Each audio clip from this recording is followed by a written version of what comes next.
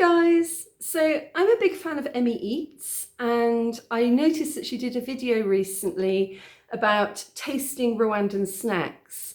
So I thought it would be kind of fun to watch that video and see if there's anything in there that I recognise. And also this morning I popped up to my local convenience store, which is Crystals near Umabano, and I filled my shopping basket with everything that I consider to be quintessentially Rwandan in terms of snacking or snackage.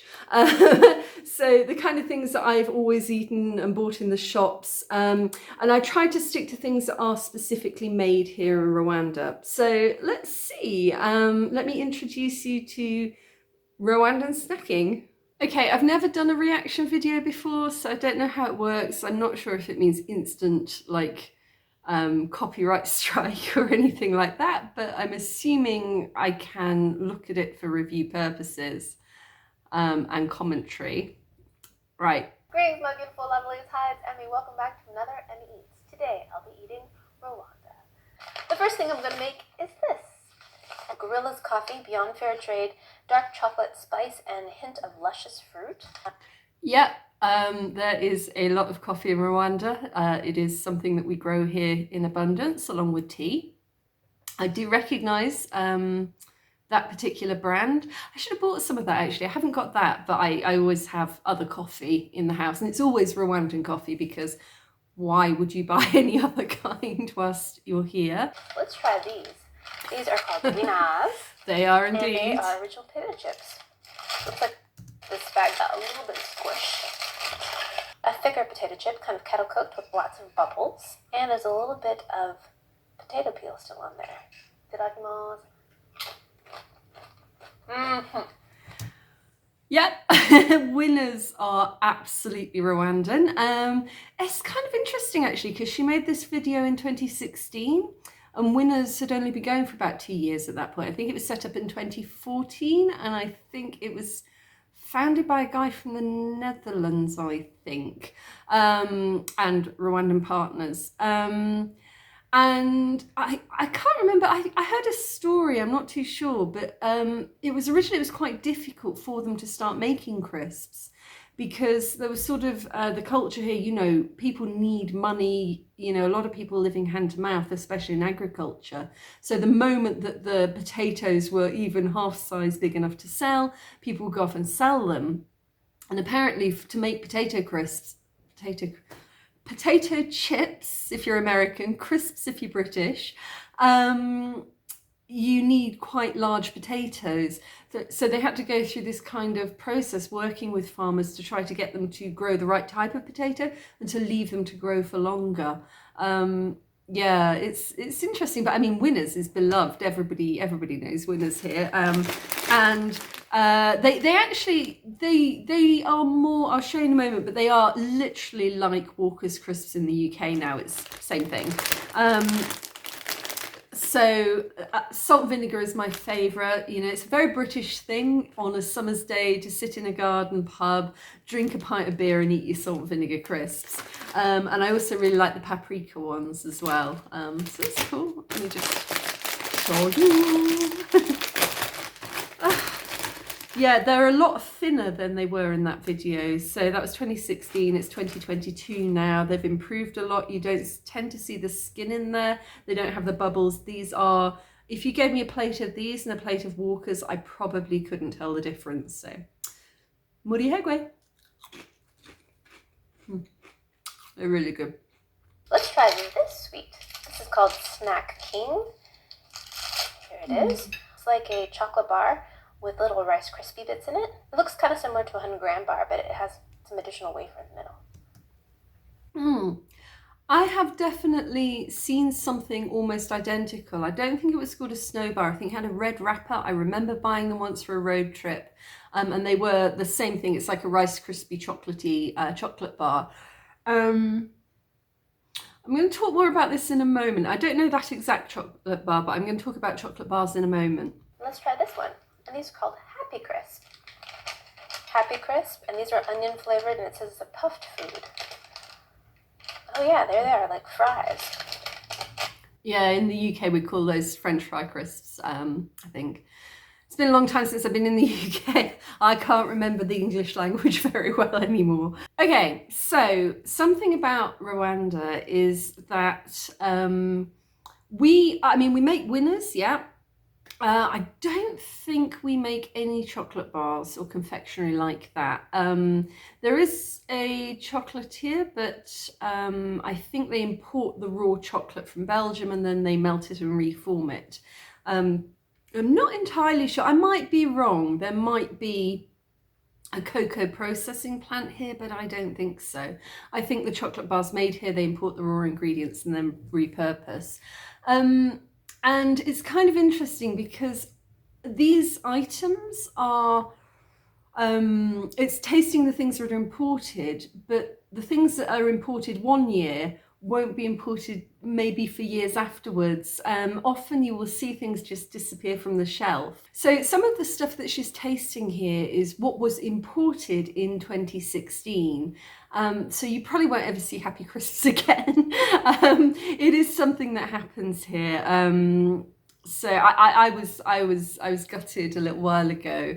There was one shop that was selling big bags of like Cheetos, crispy, cheesy Wotsits. They were literally like Wotsits. And I love cheesy Wotsits, and so I was taking home bags of this under my arm.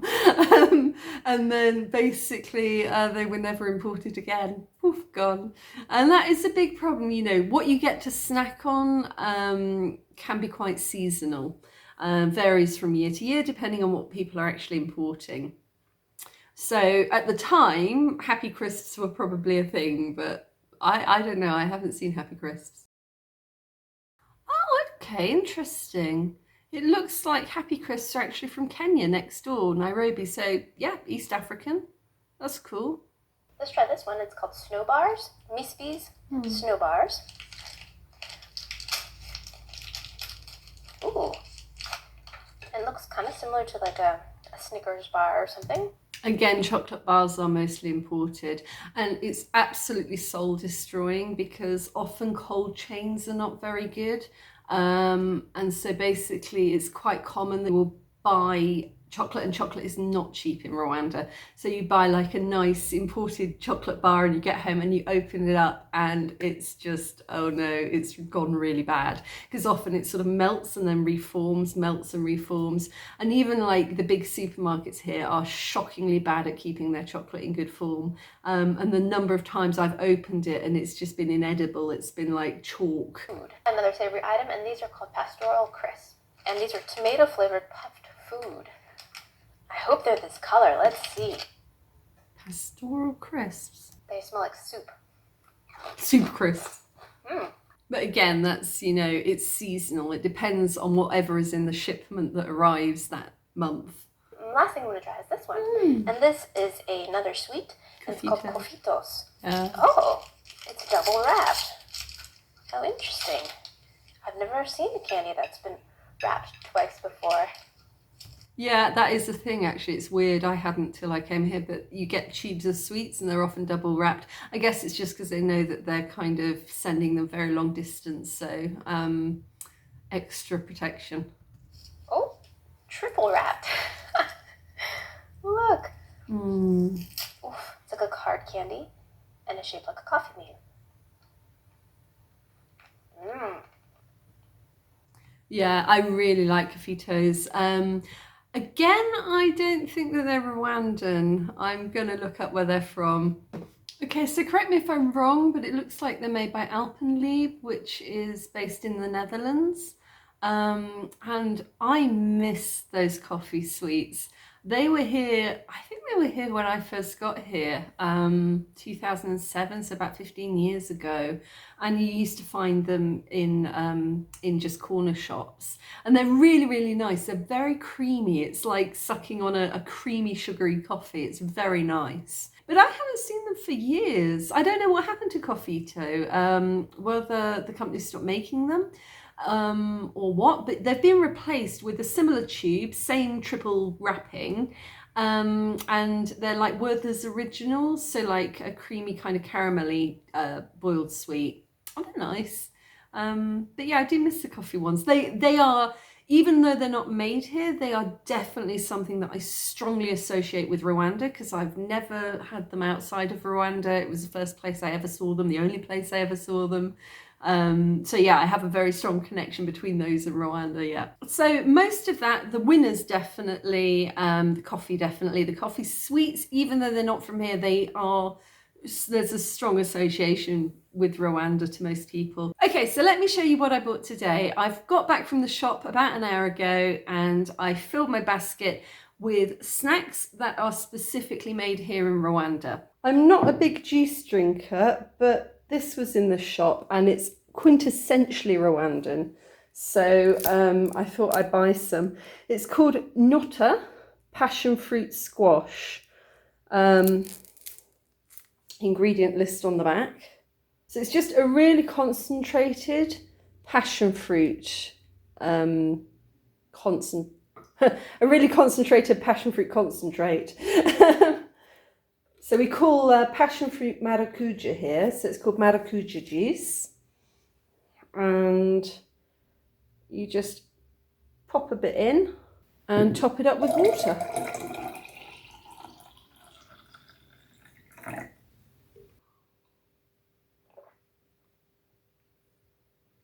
It is incredibly sweet, but it's good. It's got a nice kind of sour taste at the back of your mouth, so it's sweet and sour. It's hot here at the moment. Today I was really excited because when I got to the shop, I found these. And I haven't seen these in a really, really long time. I did a video about food that I eat in Rwanda, but not in the UK. And I mentioned these in them. So these have been around forever. And they're basically waffle. And you buy them in this greaseproof paper. And they've been this way forever, for as long as I've ever known it here. Yep, smells the same. So I think that the connection between Rwanda and waffles is the Belgian colonialism, because you sort of think Rwanda and waffles, and then it's like, oh yeah, that would be why. But, oh, there's two. Oh, they're thinner. They used to be like one big fat one, but now they've cut them in half. So I think Belgium is probably the root of waffles in Rwanda. And it's just basically waffle batter. Very spongy. Like spongy, very sweet. But this is why you need your coffee, because you need to dip it in something. Just to make it a bit more manageable. So that tastes exactly the same as it's always tasted. But I'm just glad I got to show you that, because along with amandazi, that was probably the first snack kind of widely available in Rwanda that I can remember. And as well as the waffle, amandazi. And again, I told you about amandazi in the other food video. And basically, amandazi is a very, I don't know how you describe it. They're usually a bit softer than this, but if they've been around for a few days, they get quite hard. And all it is donut batter. It's deep fried donut batter, but it's not as sweet as you'd expect a donut to be, because in the UK, you know, we make donuts, we cover it in sugar. These have got the sugar in them. I'm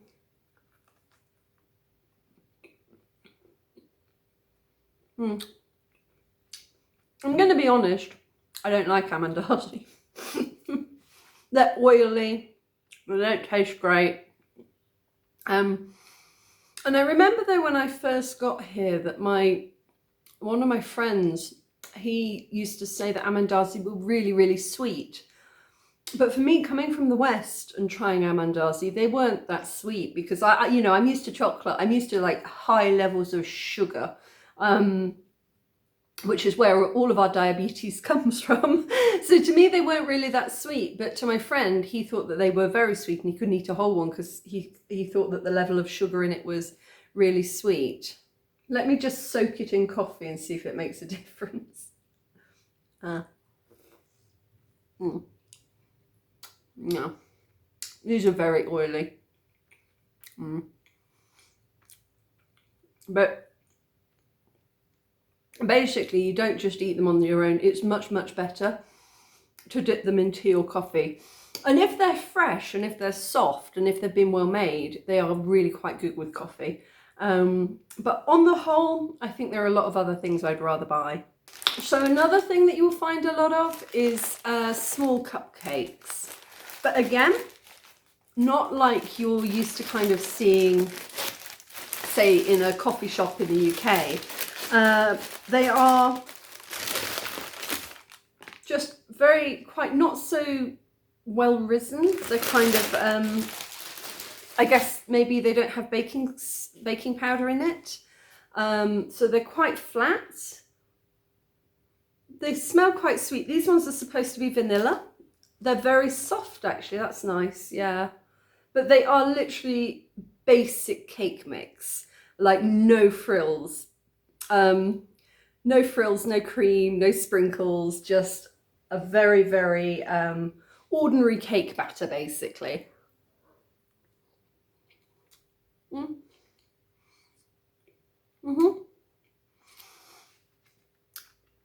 So I think the thing to know about snacks here is, you know, for a very long time, a lot of the ingredients wasn't widely available to people. And a lot of people, you know, couldn't afford fancy ingredients. And so generally speaking, most of the traditional local shop snacks are designed to fill you up. They're kind of, especially amandazi, one of those, two of those at the most, and you don't need to eat for a few hours. And so it's about filling you up rather than creating sort of a dizzying, pleasurable experience. So yeah, I mean, so one thing I couldn't find at my local store today, but that is a very traditional snack here, is before Winners crisps arrived, you used to buy locally made potato crisps in pots like this, mixed in with peanuts and sometimes with dried banana. And that's a very traditional and very widely spread snack usually. But what I did find was peanuts. They come in their skin, and they've got a really nice strong smell of peanut, but these are locally grown, I think, and salted. So they're quite small, a lot smaller than you're used to finding peanuts, but they're really, really good, full of flavour. I tend to find that. I find that if what you're eating is smaller, then the flavour tends to be more concentrated. So like smaller peanuts have a concentrated peanut flavour. Smaller bananas taste more banana-y. They're really good. So these are traditionally what you find at your local shop. And yes, they are usually sitting out unrefrigerated for long periods of time. Most people don't tend to die from it. We'll see whether or not that changes today, but okay, so this is one that I don't usually buy. It's just meatballs basically on a stick. And I don't tend to buy them because they smell great, they smell really good, but they're sort of cooked to within an inch of their life. And you find this a lot with Rwandan restos. If you're buying brochettes and things, overcooking things is a major thing here. So, you know, it tends to get quite chewy and quite solid rather than succulent, and yeah.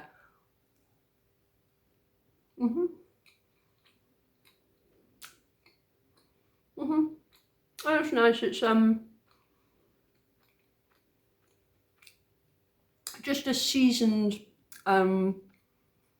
mince ball, basically. It tastes really good. But again, you need coffee or something to wash it down with because it's just very dry. The other thing that is sold absolutely everywhere are, so in the UK we call this samosa. Here it's called sambusa. So samosa, sambusa, potato, tomato, yeah.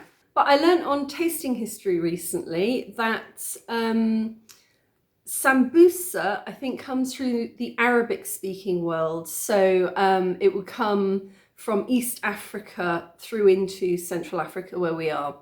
And I think because Swahili is a lingua franca which was designed to kind of bridge the gap between Bantu languages and Arabic languages. And I suppose that sambusa came through Arabic language into Swahili into Africa. Whereas samosa, which we'd say in the UK, comes largely through India, so through Hindu-speaking communities. And we have very large Indian communities in the UK, and that's why I think we say samosa. And here people say sambusa. And after you've been somewhere for a long time, you forget. It's sort of which word used to be my word. It's like, do I say crisps or do I say chips? Do I say sambusa or do I say samosa? It gets very complicated after a while. But these are staple. In most shops you will have vegetable ones and you will have meat ones. I think this is a meat one.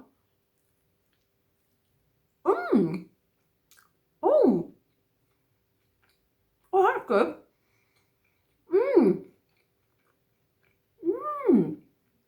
That's cheese and potato. Oh, that's really nice. It's got good spice to it. That's good. I don't know if they're all. I think that one might be a meat one. No? I've never had a cheese potato one before. Oh, that's fantastic.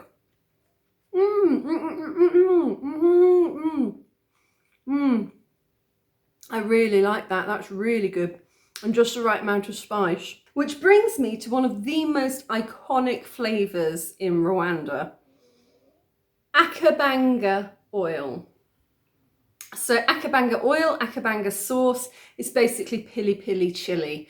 It is blow your mouth out hot. Buy one, take it with you, use it so sparingly, so sparingly. And sometimes if you go to a restaurant, you'll get this beautiful looking sauce, like in half a bell pepper or something. Just always ask what the sauce is before you put it in your mouth. So 1 drop of this is enough for me, 2 drops maybe. It's generally you put it into soup and you stir it around to give it a little bit of a kick. Some people, they will put that all over a bruschetta. Just taste it before you really go for it.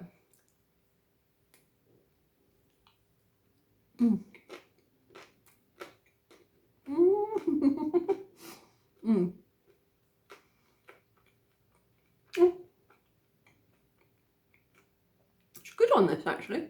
But yeah, if you don't like hot sauce, don't go anywhere near the akabanga.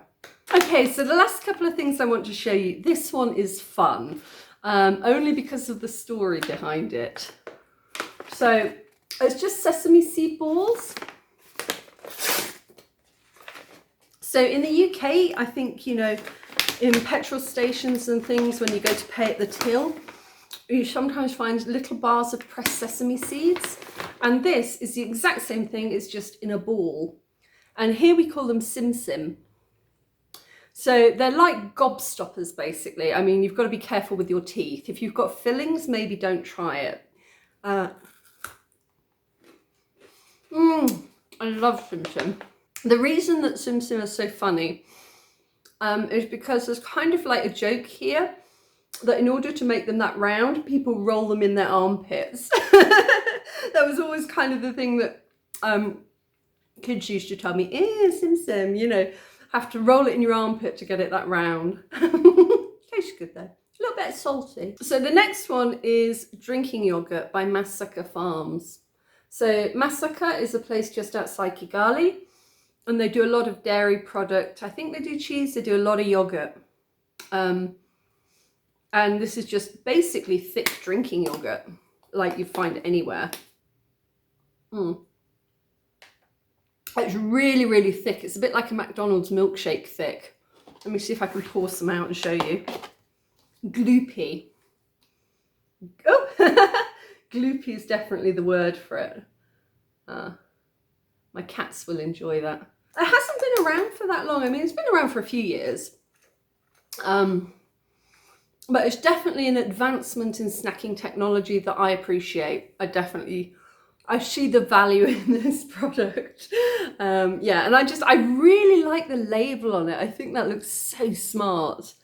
It's like fairgroundy kind of thing. And you can get it in vanilla and you get it in strawberry. Okay, so the final snack that I'm going to show you is the chapati. So I guess, you know, you could argue that chapati, samosa, it's more Indian food than Rwandan food, but it has been here for so long. And the Indian communities and the Arabic communities have been in this region for so long that the food has become integrated into Rwanda entirely. And there's a really nice video, actually. There's a lady called Eunice. She does a Koli Pride channel, and she shows you how to make things like chapati, things like samosa in the traditional African village way, and it's just really nice to watch. Yeah, this one's absolutely a plain chapati, but you can get them sometimes with like chives and things in there. I love these, and they puzzle me. They puzzle me entirely because every now and again I make chapatis at home and they never ever come out this soft or this perfect or even this round. You know, I don't know how to do it, but I like them when I buy them. They're very good for just like, again, dipping in your coffee. Give it a little dip in my coffee.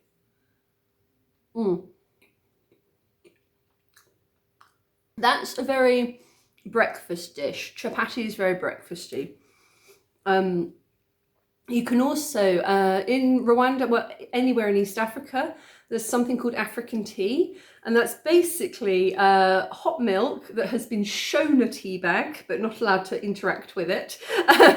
And then it's kind of mixed up with tea masala. So usually ginger, cardamom, lots of different spices. And it's really, really comforting. And chapati and African tea is a really, really nice comfort food. Okay, so last one that I've got here is good old-fashioned peanut butter. So in Rwanda, we make a lot of cheese, we make a lot of honey, and we make a lot of peanut butter. That was definitely a thing, you know, when you think about Africa and what is made locally in different countries. When I first came to Rwanda, cheese, honey, peanut butter were not three things that instantly would have come to mind, but they're three things that through the ages I have been very, very grateful to have.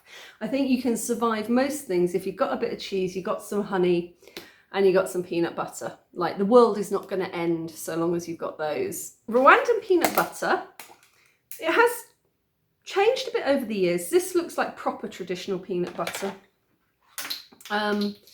So I don't know how well you can see in there. It is literally unadulterated ground up peanuts, and it's very, very, very thick, but also slightly runny.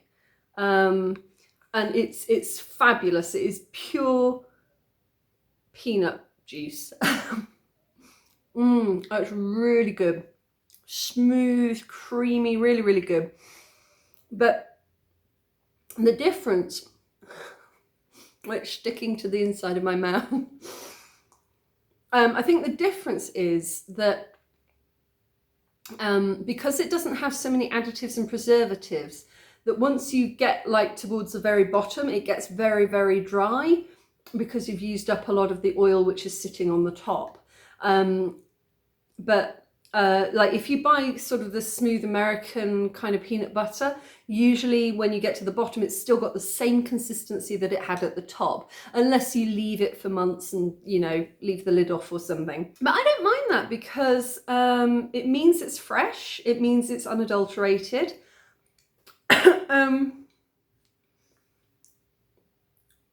Yeah, ingredients: ground nuts, sea salt, the end. That is it. There is nothing more than that in there. And the other thing is, when I get to the very, very bottom, I make curry with coconut cream, and I just take out the dry peanut butter and I stir it into my curry. And it's really good. It's good with sweet butternut pumpkin, vegetables, a bit of coconut cream and some peanut butter. Good. All right, guys, that's been my whirlwind tour of local and traditional Rwandan snacks. Let me know if there's any that you'd like to try, and let me know what the local snacks are in your area. And if you've enjoyed this, if you found it interesting, then kindly consider giving it a like and subscribe. Marebeho!